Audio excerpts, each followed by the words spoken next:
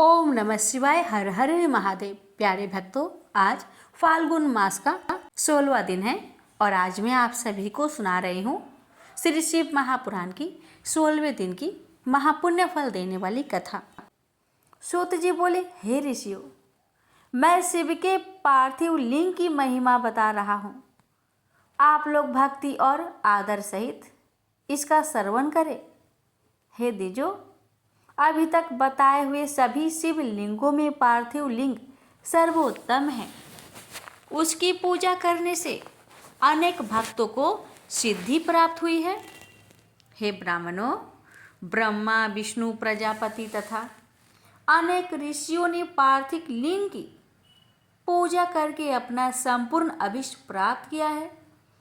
देव, असुर, मनुष्य, गंधर्व, नाग, राक्षस गण और अन्य प्राणियों भी आपकी पूजा करके परम सिद्धि प्राप्त की है। सतयुग में मणिलिंग, त्रेता युग में स्वर्णलिंग, द्वापर युग में पारद लिंग और कलयुग में पार्थिव लिंग को श्रेष्ठ कहा गया है। भगवान शिव की सभी 8 मूर्तियों में पार्थिव मूर्ति श्रेष्ठ है।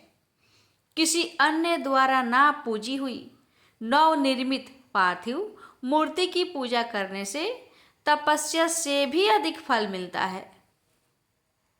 जैसे सभी देवताओं में शंकर ज्येष्ठ और श्रेष्ठ कहे जाते हैं, उसी प्रकार लिंग मूर्तियों में पार्थिव लिंग श्रेष्ठ कहा जाता है। जैसे सभी नदियों में गंगा ज्येष्ठ और श्रेष्ठ कही जाती है, वैसे ही सभी लिंग मूर्तियों में पार्थिव लिंग श्रेष्ठ कहा जाता है। जैसे सभी मंत्रों में प्रणव ओम महान कहा गया है, उसी प्रकार शिव का यह पार्थिव लिंग श्रेष्ठ, आराध्य और पूजनीय होता है। जैसे सभी वर्णों में ब्राह्मण श्रेष्ठ कहा जाता है, उसी प्रकार सभी लिंग मूर्तियों में पार्थिव लिंग श्रेष्ठ कहा जाता है। जैसे सभी पुरियों में काशी को श्रेष्ठम कहा जाता है, वैसे ही सभी शिवलिंगों में पार्थिव लिंग श्रेष्ठ कहा जाता है। जैसे सभी व्रतों में शिवरात्रि का व्रत सर्वोपरि है, उसी प्रकार सभी शिवलिंगों में पार्थिव लिंग सर्वश्रेष्ठ कहा जाता है। जैसे सभी देवियों में शैवी शक्ति प्रधान मानी जाती है, उसी प्रकार सभी शिवलिंगों में पार्थिव लिंग प्रधान माना जाता है। जो पार्थिव लिंग का निर्माण करने के बाद किसी अन्य देवता की पूजा करता है, उसकी वह पूजा तथा स्नान दान आदि की क्रियाएं व्यर्थ हो जाती है। पार्थिव पूजन अत्यंत पुण्यदायी है तथा सब प्रकार के धन्य करने वाला, दीर्घायुष देने वाला है। यह तुष्ट, पुष्ट और लक्ष्मी प्रदान करने वाला है। अतः श्रेष्ठ साधकों को पूजन अवश्य करना चाहिए। उपलब्ध उपचारों से भक्ति श्रद्धा पूर्वक पार्थिव लिंग का पूजन करना चाहिए। यह सभी कामनाओं की सिद्धि देने वाला है। जो सुंदर वेदी सहित पार्थिव लिंग का निर्माण करके उसकी पूजा करता है, वह इस लोक में धन धान्य से संपन्न होकर अंत में रुद्र लोक को प्राप्त करता है। जो पार्थिव लिंग का निर्माण करके बेलपत्रों से 11 वर्ष तक उसका त्रिकाल पूजन करता है, उसके पुण्य फल को सुनिए। वह अपने इसी शरीर से रुद्र लोक में प्रतिष्ठा प्राप्त करता है। उसके दर्शन और स्पर्श से मनुष्य के सभी पाप नष्ट हो जाते हैं। वह जीवन मुक्त ज्ञानी और शिव स्वरूप है, इसमें संचय नहीं है। उसके दर्शन मात्र से भोग और मोक्ष की प्राप्ति होती है। जो पार्थिव शिवलिंग का निर्माण करके जीवन प्रयत्न नित्य उसका पूजन करता है, वह शिवलोक प्राप्त करता है। वह असंख्य वर्षों तक भगवान शिव के सानिध्य में शिवलोक में वास करता है और कोई कामना शेष रहने पर वह भारतवर्ष में सम्राट बनता है।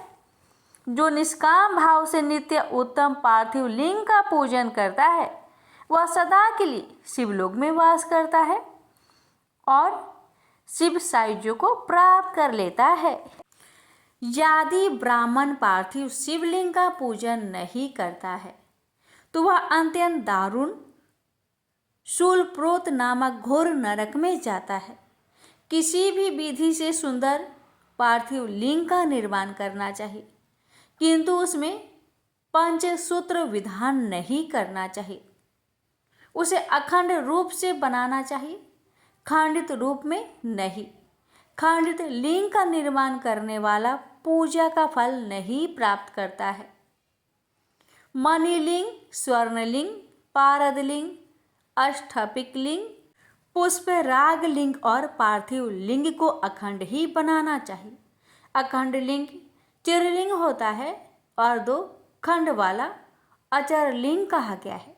इस प्रकार चर और अचर लिंग का यह खंड अखंड विधान कहा गया है। अस्थावर लिंग में वेदिका भगवती महाविद्या का रूप है और लिंग भगवान महेश्वर का स्वरूप है। इसलिए अस्थावर अचर लिंगों में वेदी युक्त द्विखंड लिंग ही श्रेष्ठ माना गया है। द्विखंड वेदिका युक्त अस्थावर लिंग का विधान पूर्वक निर्माण करना चाहिए। शिव सिद्धांत के जानने वाले ने अखंड लिंग को जंगम चर लिंग माना है। अज्ञानता बस ही कुछ लोग चर लिंग को 2 खंडों में वैदिका और लिंग बना लेते हैं। शास्त्रों को जानने वाले सिद्धांत मर्मज्ञ मुनिजन ऐसा नहीं करते। जो मूर्ख जन अचर लिंग को अखंड तथा चर लिंग को द्विखंड रूप में बनाते हैं, उसे शिव पूजा का फल नहीं प्राप्त होता है। इसलिए अत्यंत प्रसन्नता पूर्वक शास्त्रोक्त विधि से चर लिंग को अखंड तथा अचर लिंग को द्विखंड बनाना चाहिए। अखंड चर लिंग में की गई पूजा से संपूर्ण फल की प्राप्ति होती है। द्विखंड चर लिंग की पूजा महान अनिष्टकर कही गई है। उसी प्रकार अखंड अचर लिंग की पूजा से कामना सिद्ध नहीं होती, उससे तो अनिष्ट प्राप्त होता है, ऐसा शास्त्रज्ञ विद्वानों ने कहा है।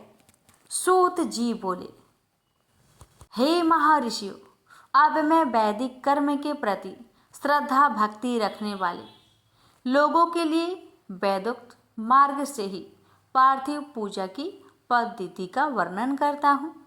यह पूजा भोग और मोक्ष दोनों को देने वाली है। आहीनक सूत्र में बताई हुई विधि के अनुसार स्नान और संध्या उपासना करके पहले ब्रह्मयज्ञ करे, तत्पश्चात देवताओं, ऋषियों, सनकादि मनुष्य और पितरों का तर्पण करे।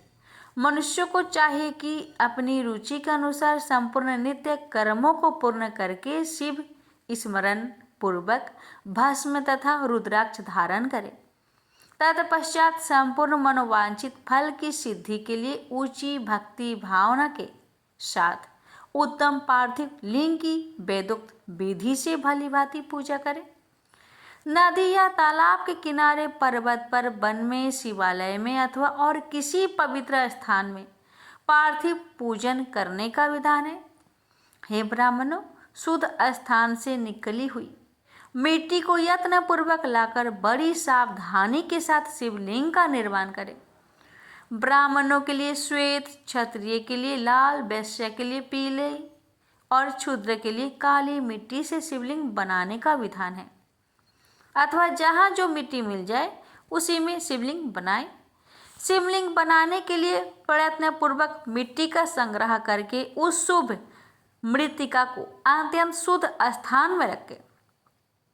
फिर उसकी शुद्धि करके जल से स्नान कर पिंड बना ले और वेदोक्त मार्ग से धीरे धीरे सुंदर पार्थिव लिंग की रचना करें। तत्पश्चात भोग और मोक्ष रूप फल की प्राप्ति के लिए भक्ति पूर्वक उसका पूजन करें। उस पार्थिव लिंग के पूजन की जो विधि है उसे मैं विधान पूर्वक बता रहा हूँ, आप लोग सुनिए। ओम नमः शिवाय इस मंत्र का उच्चारण करते हुए समस्त पूजन सामग्री का प्रोक्षण करें। उस पर जल छिड़के, उसके बाद भुर्सी इत्यादि मंत्र से क्षेत्र सिद्धि करे। फिर आपो अस्मानं, इस मंत्र से जल का संस्कार करे। इसके बाद नमस्ते रुद्रं, इस मंत्र से अस्फाटिका बंध, स्फटिक शिला का घेरा बनाने की बात कही गई है। नमः संभायं, इस मंत्र से चित्र शुद्धि और 5 मृतिका प्रोक्षण करे। तत्पश्चात शिव भक्त पुरुष नमः पूर्वक नीलग्रीवाय मंत्र से शिवलिंग की उत्तम प्रतिष्ठा करे। इसके बाद वैदिक रीति से पूजन कर्म करने वाला उपासक भक्तिपूर्वक एतते रुद्राव, इस मंत्र से रमणीय आसन दे। माँ नो महानतम, इस मंत्र से आह्वान करे। या ते रुद्र, इस मंत्र से भगवान शिव को आसन पर समासीन करे। यामिषु, इस मंत्र से शिव के अंगों में न्यास करे। अयोध्यो वचत, इस मंत्र से प्रेम पूर्वक आधिवासन करे। असो यश तारमो, इस मंत्र से शिवलिंग में इष्ट देवता शिव का न्यास करे। सो यशो सरपति शून्य, इस मंत्र से उपसर्पण देवता के समीप गमन करे। इसके बाद नमस्तु नीलग्रीवे शून्य, इस मंत्र से इष्ट देव को पाद्य समर्पित करे। रुद्र गायत्री से अर्थ दे। त्र्यंबक शून्य मंत्र से आचमन कराए। पय पृथिव्याम, इस मंत्र से दुग्ध स्नान कराए। दधि क्रानो, इस मंत्र से दधि स्नान कराए। घृत घृत पावा, इस मंत्र से घृत स्नान कराए। मधि वाता, मधु नक्त, मधु मानो, इन 3 ऋचाओं से मधु स्नान और सकरा स्नान कराए। इस दूध आदि 5 वस्तुओं को पंचामृत कहते हैं अथवा पाद्य समर्पण के लिए कहे गए नमस्तु नीलग्रीवाय इत्यादि मंत्र द्वारा पंचमृत से स्नान कराए। तदंतर माँ नमस्तोके, इस मंत्र से प्रेम पूर्वक भगवान शिव को कटिबंध करधनी अर्पित करे। नमो धृष्णवे, इस मंत्र का उच्चारण करके आराध्य देवता को उत्तरीय धारण कराए। याते हेतिंग इत्यादि 4 ऋचाओं को पढ़कर वेदयज्ञ भक्त प्रेम से विधि पूर्वक भगवान शिव के लिए वस्त्र एवं यज्ञोपवीत समर्पित करे। इसके बाद नमः सौभय इत्यादि मंत्र को पढ़कर शुद्ध बुद्धि वाला भक्त पुरुष भगवान को प्रेम पूर्वक गंधे सुगंधित चंदन एवं रोली चढ़ाए। नमस्त छभ्यो, इस मंत्र से अक्षत अर्पित करे। नमः पराय, इस मंत्र से फूल चढ़ाए। नमः परनाय, इस मंत्र से बेलपत्र समर्पण करे। नमो नमः कपद्रिने च इत्यादि मंत्र से विधि पूर्वक धूप दे। नम आसवे, इस ऋचा से शास्त्रोक्त विधि के अनुसार दीप निवेदन करे। तत्पश्चात हाथ धोकर नमो ज्येष्ठाय, इस मंत्र से उत्तम नैवेद्य अर्पित करे। फिर पूर्वोक्त त्र्यंबक मंत्र से आचमन कराए। ऐसा कहा गया है। ईमा रुद्राय, इस ऋचा से फल समर्पण करे।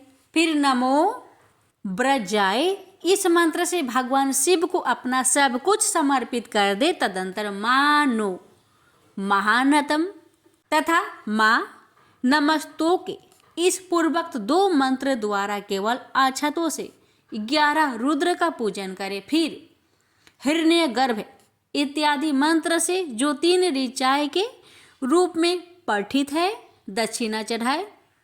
देवस्वय त्वा, इस मंत्र से विद्वान पुरुष आराध्य देव का अभिषेक करे। दीपक के लिए बताए हुए नमः आश्वे इत्यादि मंत्र से भगवान शिव की निराजना आरती करे। तत्पश्चात इमा रुद्राय इत्यादि 3 ऋचाओं से भक्ति पूर्वक रुद्रदेव को पुष्पांजलि अर्पित करें। मानो महानतम इस मंत्र से विघ्न उपासक पूजनीय देवता की परिक्रमा करे। फिर उत्तम बुद्धि वाला उपासक माँ नमस्तोके इस मंत्र से भगवान को साष्टांग प्रणाम करे। ऐस्ते इस मंत्र से शिव मुद्रा का प्रदर्शन करे। यतो यतः इस मंत्र से अभय नामक मुद्रा का, त्र्यंबकम मंत्र से ज्ञान नामक मुद्रा का, तथा नमः श्रेना इत्यादि मंत्र से महामुद्रा का प्रदर्शन करे। नमो गोभ्य इस ऋचा द्वारा धेनु मुद्रा दिखाए। इस तरह 5 मुद्राओं का प्रदर्शन करके शिव संबंधी मंत्रों का जप करे अथवा वेदज्ञ पुरुष शतरुद्रीय मंत्र की आवृत्ति करे। तत्पश्चात वेदज्ञ पुरुष पंचांग पाठ करे। तदंतर देवागातु इत्यादि मंत्र से भगवान शंकर का विसर्जन करे। इस प्रकार शिव पूजा की वैदिक विधि का विस्तार से प्रतिपादन किया गया है। हे ऋषियों, अब संक्षेप में पार्थिव पूजन की वैदिक विधि को सुनो। सधो जातम इस ऋचा से पार्थिव लिंग बनाने के लिए मिट्टी ले आए। वाम देवाय मंत्र पढ़कर उसमें जल डाले। जब मिट्टी सानकर तैयार हो जाए तब अघोर मंत्र से लिंग निर्माण करे। फिर तत्पुरुषाय इस मंत्र से उसमें भगवान शिव का विधिवत आह्वान करे। तदंतर ईशान मंत्र से भगवान शिव को वेदी पर स्थापित करे। इसके सिवाय अन्य सब विधानों को भी शुद्ध बुद्धि वाला उपासक संक्षेप से ही संपन्न करे। इसके बाद विद्वान पुरुष पंचाक्षर मंत्र से अथवा गुरु के द्वारा दिए हुए अन्य किसी शिव संबंधी मंत्र से 16 उपचारों द्वारा विधिवत पूजन करे। अथवा भवाय, भवनाशाय, महादेवाय धीमहि, उग्राय, उग्रनाशाय, सर्वाय, शशि मैलिनी इस मंत्र द्वारा विद्वान उपासक भगवान शंकर की पूजा करे। वह भ्रम छोड़कर उत्तम भक्ति से शिव की आराधना करे, क्योंकि भगवान शिव भक्ति से ही मनोवांछित फल देते हैं। हे ब्राह्मणों, यह जो वैदिक विधि से पूजन का क्रम बताया गया है, इसका पूर्ण रूप से आदर करता हुआ मैं पूजा की एक दूसरी विधि भी बता रहा हूँ, जो उत्तम होने के साथ ही सर्वसाधारण के लिए उपयोगी है। हे मुनिवरों, पार्थिव लिंग की पूजा भगवान शिव के नामों से बताई गई है।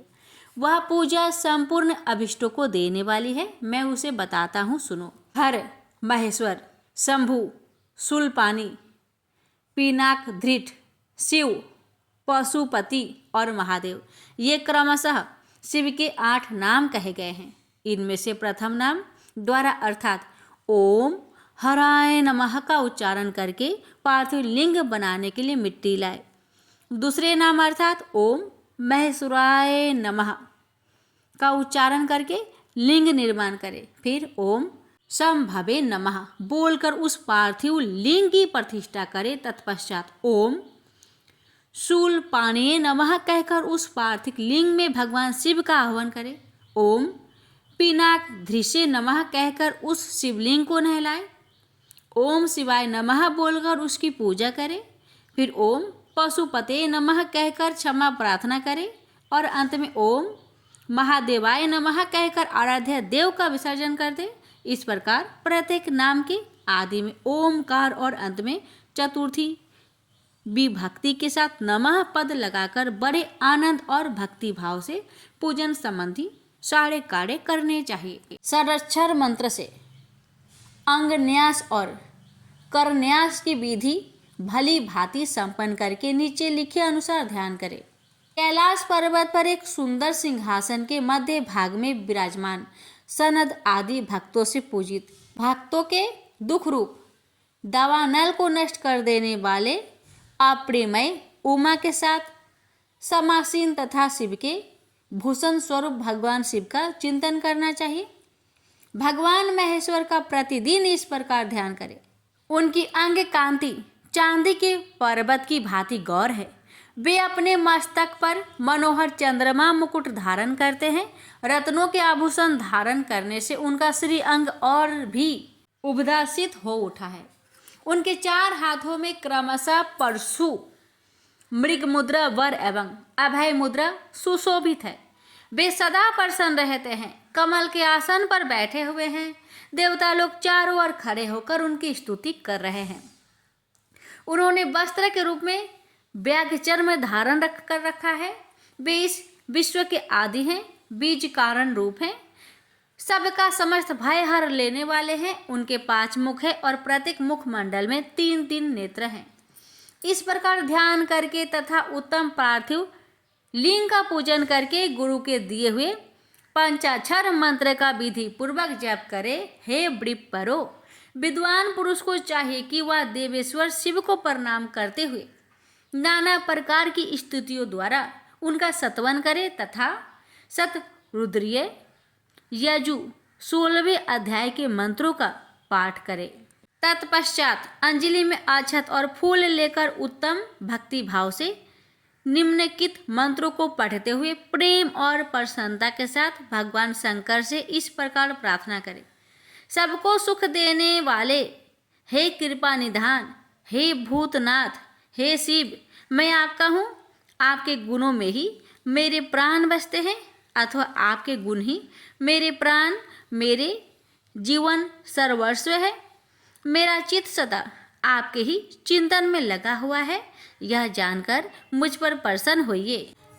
कृपा कीजिए हे शंकर, मैंने अनजाने में अथवा जानबूझकर आदि कभी आपका जप और पूजन आदि किया हो तो आपकी कृपा से वह सफल हो जाए।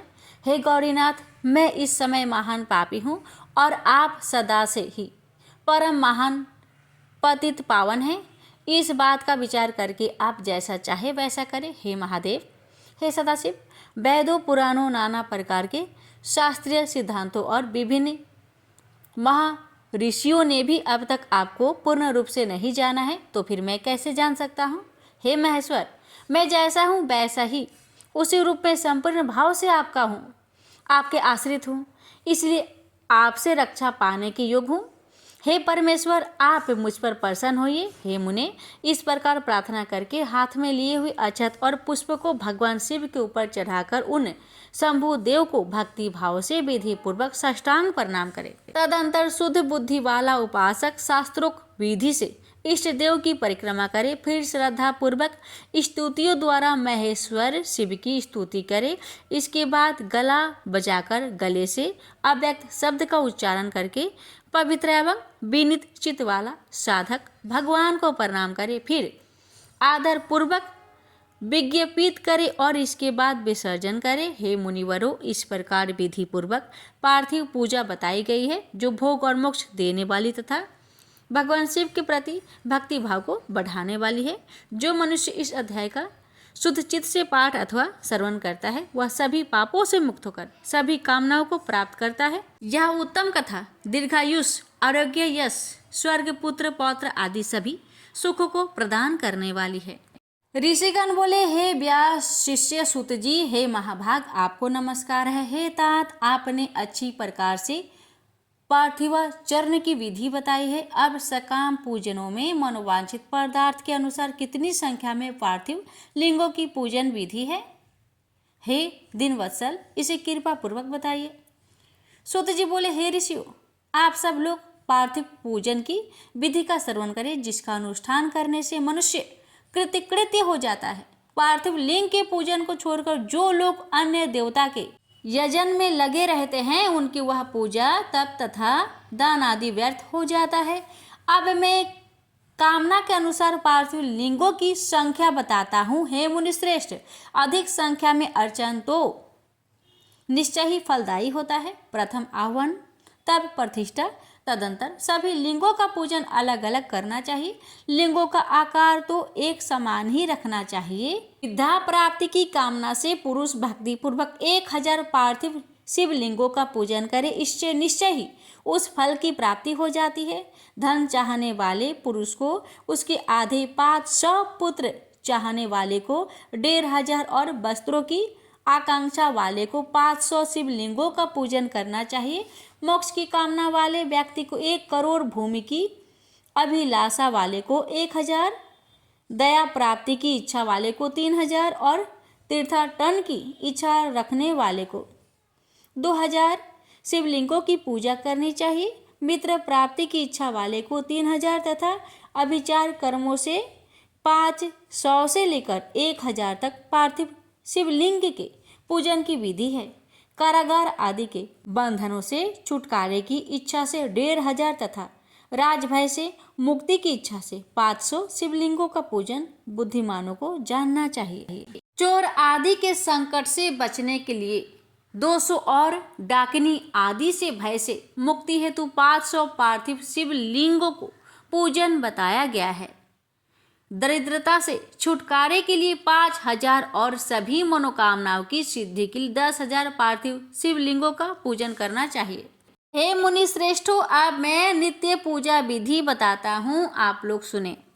एक पार्थिव लिंग का नित्य पूजन पापों को नाश करने वाला और 2 लिंगों का पूजन अर्थ की सिद्धि कराने वाला बताया गया है। 3 लिंगों का पूजन सभी कामनाओं को सिद्धि का मुख्य हेतु कहा गया है। पूर्व में बताई गई संख्या विधि में भी उत्तरोत्तर संख्या अधिक फलदायिनी होती है। अन्य मुनियों के मत से संख्या का जो अंतर है वो भी अब बताता हूँ। बुद्धिमान मनुष्य 10,000 पार्थिव शिवलिंगों का अर्चन करके महान राजभय से भी मुक्त होकर निर्भय हो जाता है। कारागार आदि से छूटने के लिए 10,000 लिंगों का अर्चन करना चाहिए और डाकिनी आदि के भय से छूटने के लिए 7,000 लिंगाचरण कराना चाहिए। पुत्रहीन पुरुष 55,000 लिंगाचरण करे। कन्या संतान की प्राप्ति 10,000 लिंगाचरण हो जाती है। 10,000 लिंगाचरण से विष्णु आदि देवों के समान ऐश्वर्य प्राप्त हो जाता है। 10 लाख शिवलिंगाचरण से अतुल संपत्ति प्राप्त हो जाती है। जो मनुष्य पृथ्वी पर 1 करोड़ शिवलिंगों का अर्चन करता है वह तो शिव रूप ही हो जाता है। इसमें संदेह नहीं करना चाहिए। पार्थिव पूजा करोड़ों यज्ञों का फल प्रदान करने वाली है, इसलिए सकाम भक्तों के लिए ये भोग और मोक्ष दोनों प्रदान करती है। जिस मनुष्य का समय रोज बिना लिंगाचरण के ही व्यतीत होता है उस दुराचारी तथा दुष्ट आत्मा व्यक्ति की महान हानि होती है। एक और सारे दान, विविध व्रत, तीर्थ, नियम और यज्ञ है तथा उनके समकक्ष दूसरी ओर पार्थिव शिवलिंग का पूजन माना गया है। कलयुग में तो जैसे श्रेष्ठ लिंगाचरण दिखाई देता है वैसे अन्य कोई साधन नहीं है। यह समस्त शास्त्रों का निश्चित सिद्धांत है। शिवलिंग भोग और मोक्ष देने वाला तथा विविध आपदाओं का निवारण करने वाला है। इसका नित्य अर्चन करके मनुष्य शिव सायुज्य प्राप्त कर लेता है। महर्षियों को शिवनामय इस लिंग की नित्य पूजा करनी चाहिए। यह सभी लिंगों में श्रेष्ठ है, अतः विधान पूर्वक इसकी पूजा करनी चाहिए। हे मुनिवर, परिमाण के अनुसार लिंग 3 प्रकार के कहे गए हैं, उत्तम, मध्यम और अधम। उसे आप लोग सुने, मैं बताता हूँ। जो 4 अंगुल ऊंचा और देखने में सुंदर हो तथा वेदी से युक्त हो उस शिवलिंग को शास्त्रज्ञ महर्षियों ने उत्तम कहा है। उससे आधा मध्यम और उससे भी आधा अधम माना गया है। इस तरह 3 प्रकार के शिवलिंग कहे गए हैं जो उत्तरोत्तर श्रेष्ठ है। जो भक्ति तथा श्रद्धा से युक्त होकर अनेक लिंगों की मन से नित्य पूजा करते हैं वह मनोवांछित कामनाओं की प्राप्ति कर लेते हैं। चारों वेदों में लिंगाचरण से बढ़कर कोई पुण्य नहीं है। सभी शास्त्रों का भी यह निर्णय है। विद्वान को चाहिए कि इस समस्त कर्म परपंच का त्याग करके परम भक्ति के साथ एकमात्र शिवलिंग का विधिवत पूजन करे। केवल शिवलिंग की पूजा हो जाने पर समग्र चराचर जगत की पूजा हो जाती है।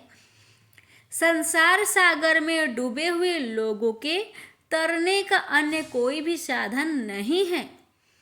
अज्ञान रूपी अंधकार से अंध हुए तथा विषय वासनाओं में आसक्त चित्त वाले लोगों के लिए इस जगत में भवसागर से पार होने हेतु लिंगाचरण के अतिरिक्त अन्य कोई नौका नहीं है। ब्रह्मा विष्णु आदि देवता मुनिगण यक्ष राक्षस गंधर्व चारण सिद्धजन दैत्य दानव शेष आदि नाग गरुड़ आदि पंछी प्रजापति मनु किन्नर और मानव समस्त अर्थ सिद्धि प्रदान करने वाले शिवलिंग की महान भक्ति के साथ पूजा करके अपने मन में स्थित उन समस्त अभिष्ट कामनाओं को प्राप्त कर चुके हैं। ब्राह्मण क्षत्रिय वैश्य शूद्र अथवा विलोम शंकर कोई भी क्यों न हो, वह अपने अधिकार के अनुसार वैदिक अथवा तांत्रिक मंत्र से सदा आदर पूर्वक शिवलिंग की पूजा करे। हे ब्राह्मणों, हे महर्षियों, अधिक कहने से क्या लाभ। शिवलिंग का पूजन करने में स्त्रियों का तथा अन्य सब लोगों का भी अधिकार है। द्विजों के लिए वैदिक पद्धति से ही शिवलिंग की पूजा श्रेष्ठ है, परंतु अन्य लोगों के लिए वैदिक मार्ग से पूजा करने की सम्मति नहीं है। वेदज्ञ द्विजों को वैदिक मार्ग से ही पूजन करना चाहिए, अन्य मार्ग से नहीं। यह भगवान शिव का कथन है। दधीचि गौतम आदि के श्राप से जिनका चित्त दग्ध हो गया है, उन द्विजों की वैदिक कर्म में श्रद्धा नहीं होती। जो मनुष्य वेदों तथा स्मृतियों में कहे हुए सत्कर्मों की अवहेलना करके दूसरे कर्मों को करने लगता है, उसका मनोरथ कभी सफल नहीं होता। इस प्रकार विधि पूर्वक भगवान शंकर का नवधांत पूजन करके उनकी त्रिभुवनमयी 8 मूर्तियों का भी वही पूजन करे। पृथ्वी जल अग्नि वायु आकाश सूर्य चंद्रमा तथा यजमान, ये भगवान शंकर की 8 मूर्तियां कही गई है। इन मूर्तियों के साथ साथ सर्वभौ रुद्र उग्र भीम ईश्वर महादेव तथा पशुपति इन नामों की भी अर्चना करे। तदंतर चंदन अक्षत और बेल पत्र लेकर वहां ईशान आदि के क्रम से भगवान शिव के परिवार का उत्तम भक्ति भाव से पूजन करे। ईशान नंदी चंड महाकाल भृंगी वृष स्कंद कपदीश्वर सोम तथा शुक्र, ये 10 शिव के परिवार है, जो क्रमशः ईशान आदि 10 दिशाओं में पूजनीय हैं। तत्पश्चात भगवान शिव के समक्ष वीरभद्र का और पीछे कृति मुख का पूजन करके विधि पूर्वक 11 रुद्रों की पूजा करे। इसके बाद पंचाक्षर मंत्र का जप करके शतरुद्रीय का पाठ तथा नाना प्रकार की स्तुतियां करके शिव पंचांग का पाठ करे। तत्पश्चात परिक्रमा और नमस्कार करके शिवलिंग का विसर्जन करे। इस प्रकार मैंने पूजन विधि की संपूर्ण विधि का आदर पूर्वक वर्णन किया है। रात्रि में देव कार्य को सदा उत्तराभिमुख होकर ही करना चाहिए। इसी प्रकार शिव पूजन का भी पवित्र भाव से सदा उत्तराभिमुख होकर ही करना उचित है। जहाँ शिवलिंग स्थापित हो उससे पूर्व दिशा का आश्रय लेकर बैठना या खड़ा नहीं होना चाहिए, क्योंकि वह दिशा भगवान शिव के आगे या सामने पड़ती है। इष्ट देवता का सामना रोकना ठीक नहीं है। शिवलिंग से उत्तर दिशा में भी ना बैठे, क्योंकि उधर भगवान शंकर का वाम अंग है, जिसमें शक्ति स्वरूपा देवी उमा विराजमान है। पूजक को शिवलिंग से पश्चिम दिशा में भी नहीं बैठना चाहिए, क्योंकि वह आराध्य देवता का पृष्ठभाग है। पीछे की ओर से पूजा करना उचित नहीं है। अतः अवशिष्ट दक्षिण दिशा ही ग्रह है, उसी का आश्रय लेना चाहिए। तात्पर्य यह है कि शिवलिंग से दक्षिण दिशा में उत्तराभिमुख होकर बैठे और पूजा करे। विद्वान पुरुष को चाहिए कि वह बिना भस्म का त्रिपुंड लगाए, बिना रुद्राक्ष की माला धारण किए तथा बेल पत्र का बिना संग्रह किए भगवान शंकर की पूजा ना करे। हे मुनिवरों, शिव पूजन आरंभ करते समय यदि भस्म ना मिले तो मिट्टी से ही ललाट में त्रिपुंड अवश्य ही कर लेना चाहिए।